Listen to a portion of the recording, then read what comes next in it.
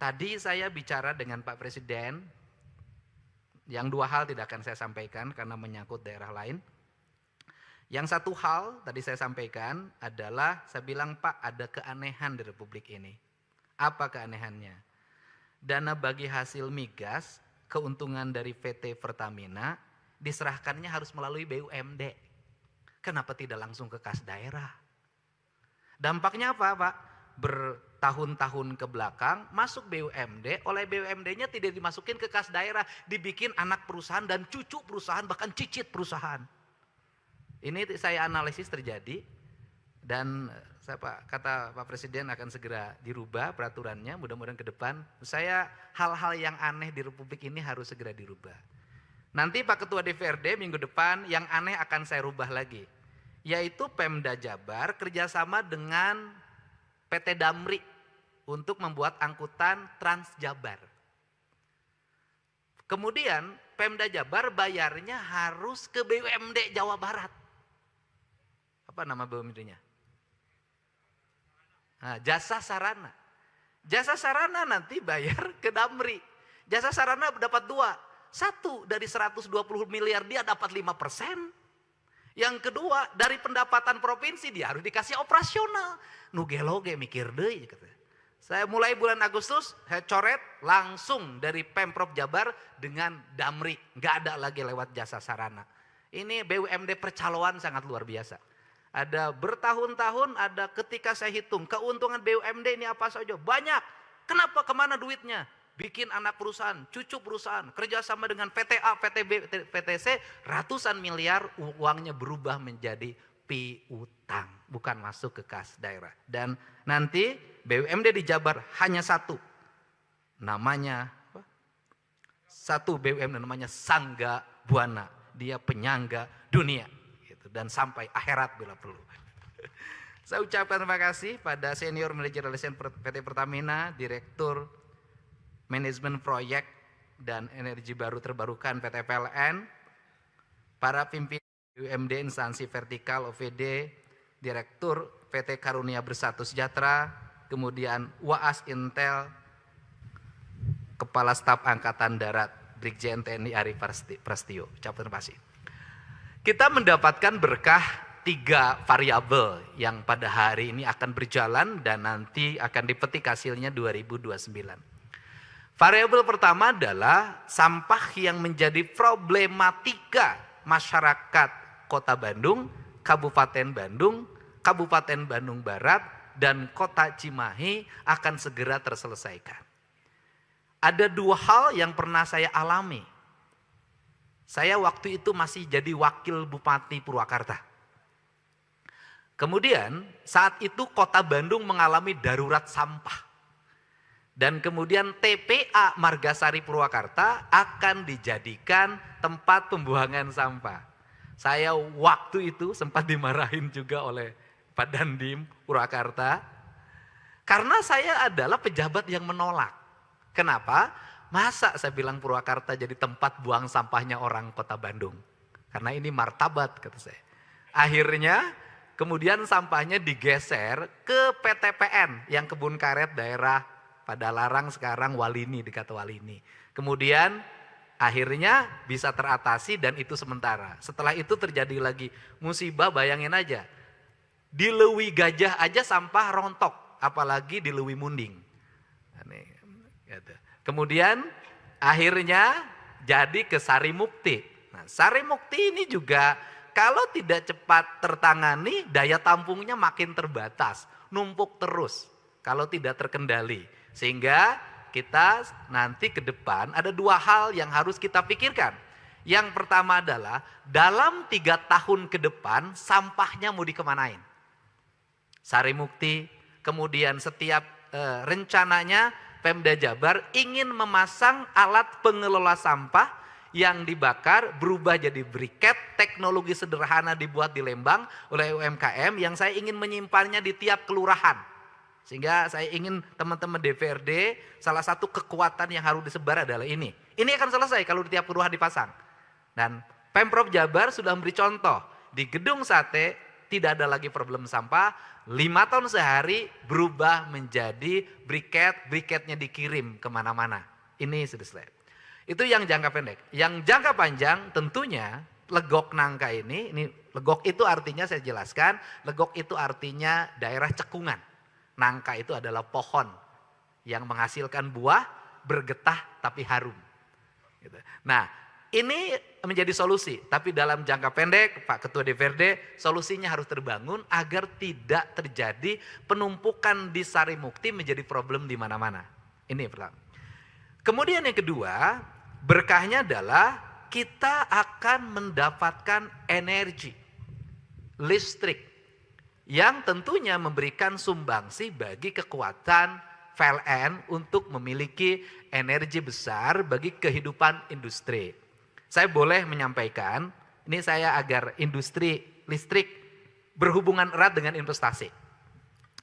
Salah satu problem investasi di Jawa Barat, karena saya setiap hari ngurusin ini, adalah listrik, Pak. Listriknya apa problemnya? Urusan tanah sudah selesai, IMB sudah selesai, tetapi problemnya adalah investasi masuk, perusahaan harus mengeluarkan biaya untuk membangun gardu. Menarik kabel. Saya contoh kemarin di Purwakarta saya dialog panjang. Satu investasi bangun kawasan di kawasan industri, beli tanah di kawasan industrinya hanya 15 miliar. Tapi dia tarik kabel ke gardu Cikumpai 17 miliar biayanya. Sehingga saya Pak Dedi gimana ini? Kok satu ini mahal? Saya boleh kalau mudah-mudahan nanti saya sampaikan juga ke Pak Presiden dan Mensesnek. Daripada dana pemerintah Provinsi Jawa Barat misalnya dihibahin pada hibah yang tidak tepat. Itu kadang ratusan miliar. Saya lebih memilih Pemprov Jabar berinvestasi di PLN. Membangun jaringan listrik untuk memberikan layanan investasi terhadap para investor. Agar investor tidak mengeluarkan lagi biaya-biaya di luar kepentingan investasi. Kalau kita berinvestasi 500 miliar, menghasilkan 100.000 tenaga kerja, pajak, perputaran ekonomi, infrastruktur, balik lagi orang bayar menjadi kas daerah. Saya minta izin di perubahan ini ingin memasukkan itu sebagai bagian dari investasi. Kalau Pemprov Jabar berhasil membangun kerjasama dengan PLN untuk berbagai infrastruktur energi yang dibutuhkan, maka Jawa Barat akan diburu oleh para investor lebih banyak lagi. Nah, kenapa? Nah, problemnya adalah setelah mereka berinvestasi, membangun perangkat ketenaga listrikan untuk lingkungan industri, biayanya besar, besoknya ketika listriknya ngalir, bayarnya tetap tidak dikasih diskon. Kalau itu dikasih diskon untuk jangka panjang, dipotong dalam diskon biaya listriknya, mungkin dia juga mau, tidak ada masalah. Dia tidak dikasih diskon tapi asetnya menjadi aset PLN. Kan ini hal yang harus cepat diambil keputusan untuk saya ngomongnya kepentingan investasi di Jawa Barat. Nah, bicara kepentingan investasi ini, nalarnya jangan dirubah-rubah, Pak. Nalarnya begini. Isu PHK 6.000 orang itu menjadi isu besar headline. Padahal yang di PHK 6.500, yang masuk BYD saja sekarang 9.000 plus di tempat lain. Jadi kalau ada PHK 5.000, masuk 100.000 ya jangan ribut. Kan ada masuk. Nah ini opini yang harus dibangun karena sentimen di media sosial ini kalau berita buruk tentang pemerintahan maka menjadi headline, viral, tetapi berita positif menjadi tidak viral. Ini adalah bagian strategi saya katakan di Jawa Barat hari ini. Saya sudah 2 hari ini, kemarin saya di Purwakarta ada 3.000 tenaga kerja untuk data center yang di tempat Indosat zaman dulu. Itu data center AI pertama di Indonesia, itu 3.000 tenaga kerja.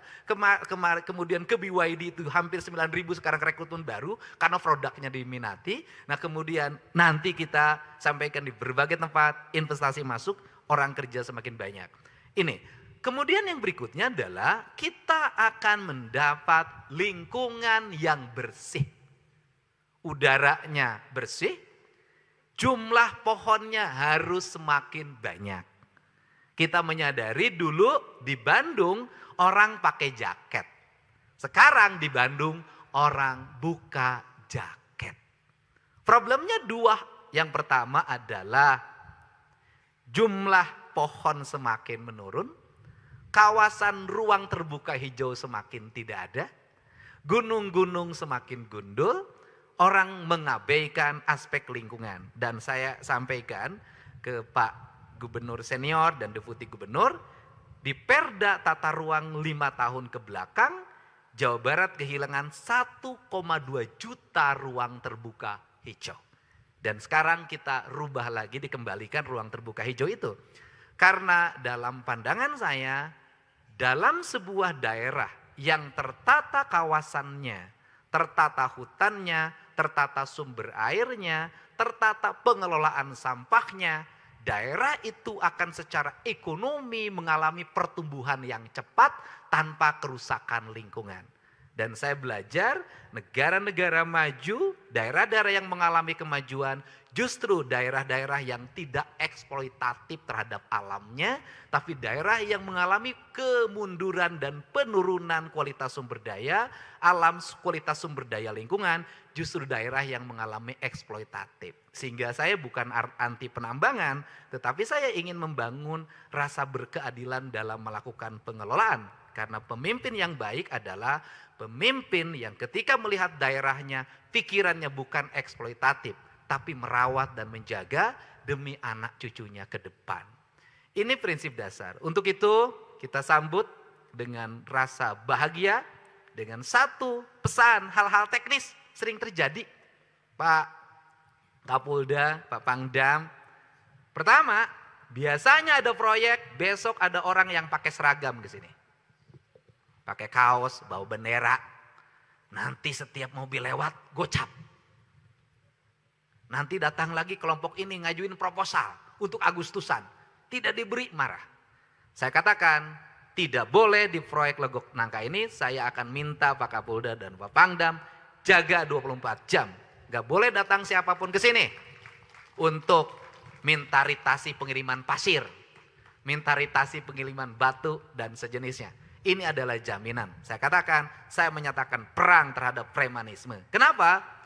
Premanisme, kita membiarkan orang mendapatkan uang tanpa bekerja. Ini akan melahirkan sebuah presiden buruk. Nanti orang melihat di media sosial, nggak usah kerja, cari rokok cukup ngumpul. Mabok dikit, marah-marah sebentar, dapat duit. Nanti yang kerja beneran jadi kecil. Saya katakan tidak boleh. Orang ingin dapat uang maka harus berkeringat dan bekerja. Ini cara merubah mindset orang Jawa menjadi maju. Yang kedua adalah bagaimana pembangunan ini memiliki implikasi yang luas. Yang ketiga, bagaimana rakyat ke depan menikmati. Dalam jangka panjang, energi ini pikiran, gagasan boleh. Saya punya pikiran ke depan itu, daerah yang menghasilkan energi, geotermal, pembangkit listrik tenaga surya, pembangkit listrik tenaga sampah, pembangkit listrik tenaga air. Dalam pikiran saya, daerah di mana desa energi itu ada, di mana energi itu dilahirkan, listrik dilahirkan, mereka harus mendapatkan listrik yang murah dari PLN. Penghasil geotermal bila perlu desanya listriknya harus gratis. Kenapa? Mereka akan bersyukur tempat saya melahirkan geotermal. Manfaatnya bagi saya adalah listrik di desa saya gratis. Untuk itu jaga geotermal. Nah ini yang harus dilakukan. Nah hari ini seringkali industri-industri pembangkit listrik, rakyat di dekat pembangkit listriknya tidak kebagian listrik. Saya ingat Bendungan Jatiluhur mendapat listrik, mohon maaf punten, setelah saya jadi bupati. Cirata itu yang tidak dapat listriknya sangat banyak. Beberapa bendungan Saguling juga banyak. Kemudian Jati Gede banyak. Ironi. Semoga yang ironi ini tidak boleh terjadi sehingga Jawa Barat mentargetkan tahun depan seluruh rakyat Jawa Barat sudah punya listrik. Dari 500.000 yang tidak punya listrik, sekarang tinggal 70.000 lagi. Tahun depan kelar. Untuk itu saya mengucapkan terima kasih. Semoga pembangunan ini melahirkan sebuah spirit. Listrik Caang runtah hilang. Terima kasih. gitu. Sampah hilang, Jawa Barat terang. Terima kasih terima kasih pada pemerintahan Jepang, para investor dari Jepang, dan juga akan bergabung para investor dari Walanda, dari Belanda, ya kan? Jepang dan Belanda adalah masalah Indonesia, Jepang dan Belanda adalah masa depan Indonesia. Nah, gitu. Saya juga menyampaikan, saya tiap hari meniduri Jepang dan menunggangi Jepang. Mobil saya buatan Jepang, motor saya buatan Jepang. Mobil sering saya tidur, motor sering saya tunggangi. Terima kasih. Wallahu muwaffiq ila aqwamit thoriq. Assalamualaikum warahmatullahi wabarakatuh. Sampurasun. Rampes. Waalaikumsalam warahmatullahi wabarakatuh. Hatur nuhun Bapak Gubernur. Subscribe, share, like, and comment. Subscribe, share, like, and comment. Subscribe, share, like, and comment. Subscribe, share, like, and comment. Subscribe, share, like, and comment.